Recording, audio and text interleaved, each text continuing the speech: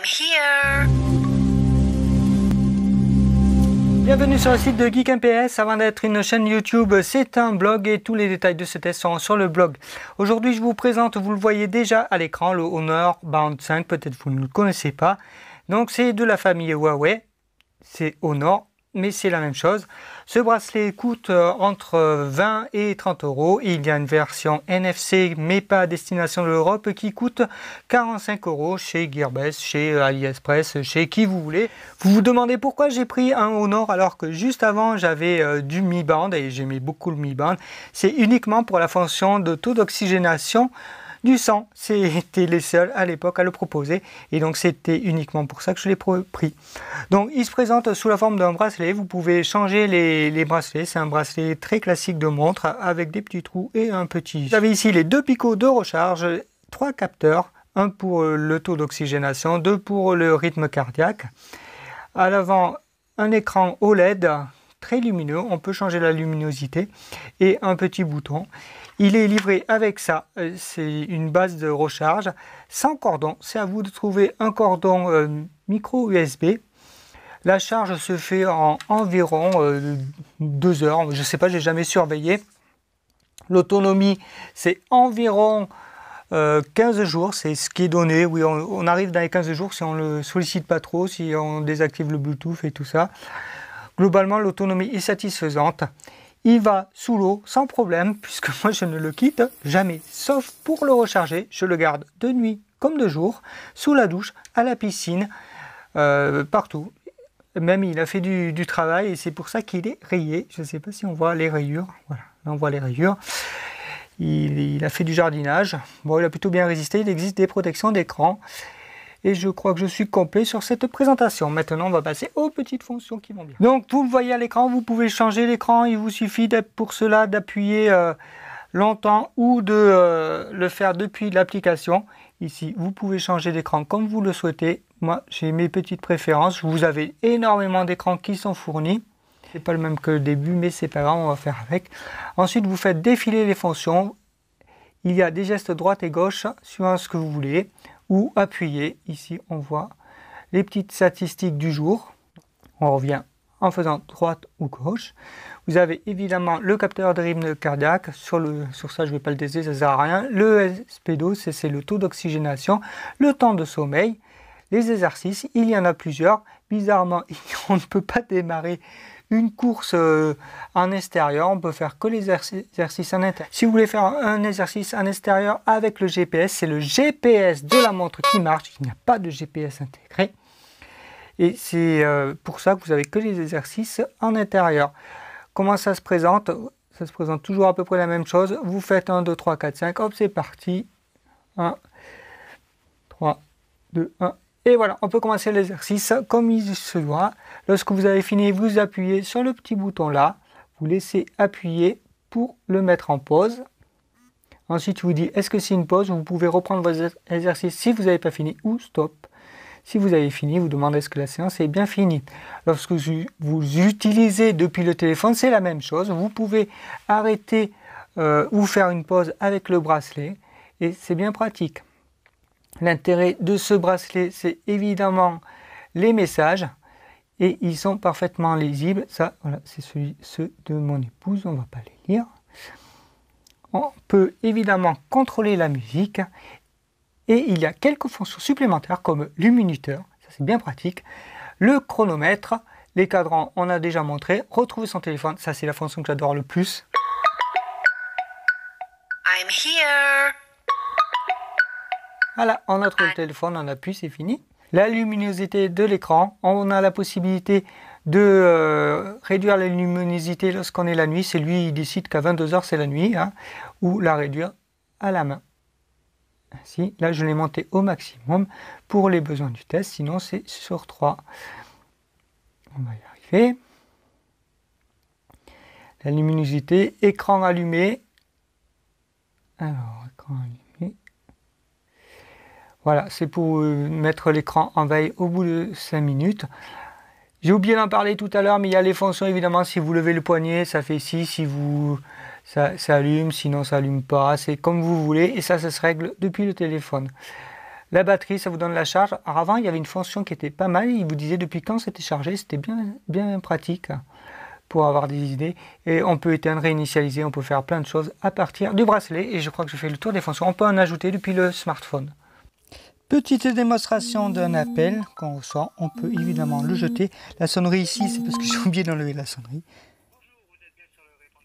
Et on envoie sur le répondeur. Ici, le bracelet a vibré et je sais que j'ai un message et je lis le message.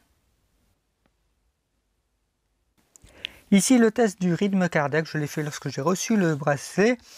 Ça s'est amélioré avec le temps et les mises à jour. Donc on voit qu'il est assez précis. Il faut regarder le chiffre du bas pour l'oxymètre de pouls. Et on est à peu près dans les mêmes ordres. Ensuite, j'ai testé la saturation dans le sang. Donc on est à peu près dans les mêmes ordres. Évidemment, je suis en forme, donc je suis à 99%. Il aurait fallu que je sois moins en forme pour avoir un test très probant. Mais globalement, c'est assez bon.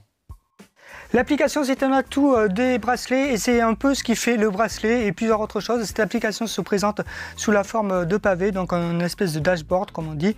Vous pouvez ajouter des panels. Moi, je ne les ai pas ajoutés parce que le bracelet ne prend pas en charge ni le stress ni le poids. Ce n'est pas une balance. Vous avez le côté exercice. Moi, j'utilise essentiellement le cyclisme. Vous avez des petites statistiques très intéressantes comme le nombre de kilomètres parcourus. Ça, c'est mon parcours du jour. La vitesse moyenne. Les graphiques, vous avez en liaison avec le bracelet votre rythme cardiaque pendant votre exercice, vous voyez ici, et la vitesse moyenne qui est prise par le GPS. Je rappelle que ce bracelet n'a pas de GPS, n'a pas de NFC, donc les mesures seront faites avec le smartphone, donc c'est l'allié essentiel, c'est le smartphone, il ne faut pas l'oublier. La connexion et la gestion des bracelets. Pour ajouter un bracelet, c'est extrêmement simple. Vous ne cherchez pas dans le réseau Bluetooth, mais vous venez dans l'application, vous dites ajouter un bracelet ici. Vous dites quel type de bracelet, 5, s'il n'y est pas, vous allez voir plus bas, il y sera sûrement, et vous l'ajoutez. Vous pouvez ajouter, vous voyez, des balances connectées, des montres connectées et des cardio-fréquence-mètres. Sur cet écran encore, vous appuyez sur votre bracelet, il vous donne l'état de la batterie, ce que vous avez fait aujourd'hui. Vous pouvez changer des écrans, vous pouvez en charger quelques milliers, mais ça ne sert pas à grand chose. Moi, je vous conseille de ne pas charger un écran parce que c'est de la mémoire en moins. La mémoire, c'est utile. Par exemple, lorsque vous ne connectez pas votre bracelet au smartphone pendant 5-6 jours, ça peut être pas mal de ne pas saturer la mémoire. Il m'a synchronisé 5-6 jours et ça, c'est pas trop mal. Les notifications, c'est une partie essentielle. Je vous conseille de ne pas en mettre trop, sinon votre bracelet passe son temps à vibrer. Je vous rappelle qu'il n'y a pas d'avertisseur sonore sur le bracelet, uniquement un vibreur. Le rapport de météo, c'est juste pour régler si c'est en Celsius ou en je sais pas quoi, et ça prend la géolocalisation du smartphone et donc vous donne la météo via le smartphone. Il n'est pas autonome pour ça. Paramètres de l'appareil, c'est ici que vous réglez une petite chose très sympathique, c'est ne pas déranger. Donc moi j'ai mis le 23h à 8h, je ne veux recevoir aucune notification, comme ça la nuit il ne se met pas à vibrer si par hasard j'ai oublié d'éteindre mon téléphone. Vous avez des notifications pour le Bluetooth, le contrôle de la musique, etc.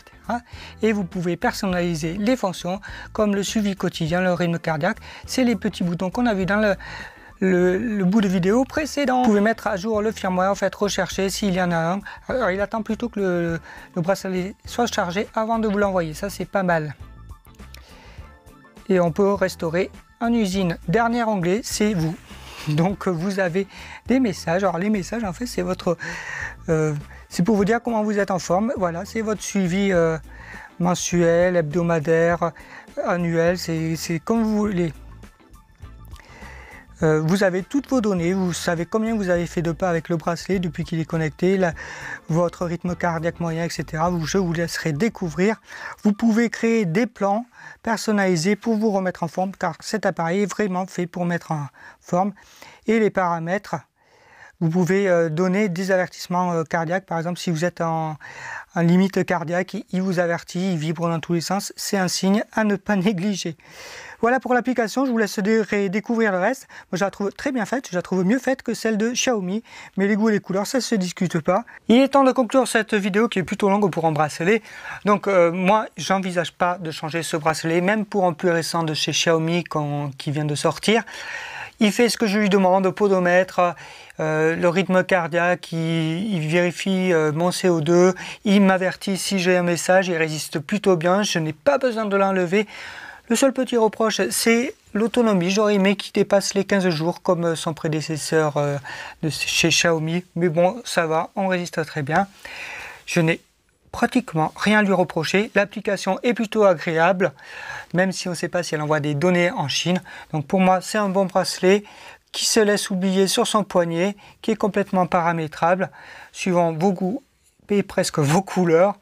Vous pouvez changer tous les bracelets, il résiste bien, là ça fait plus de 9 mois que je l'ai. Le bracelet est un peu frotté, mais ça va. La luminosité est toujours correcte, le chargement est toujours pareil. Donc franchement, moi je trouve que c'est un bon bracelet. Vous avez aimé cette vidéo, n'hésitez pas à me laisser un like, laisser des commentaires, partager évidemment, vous abonner à la chaîne. Et je vous dis à bientôt sur Geek MPS.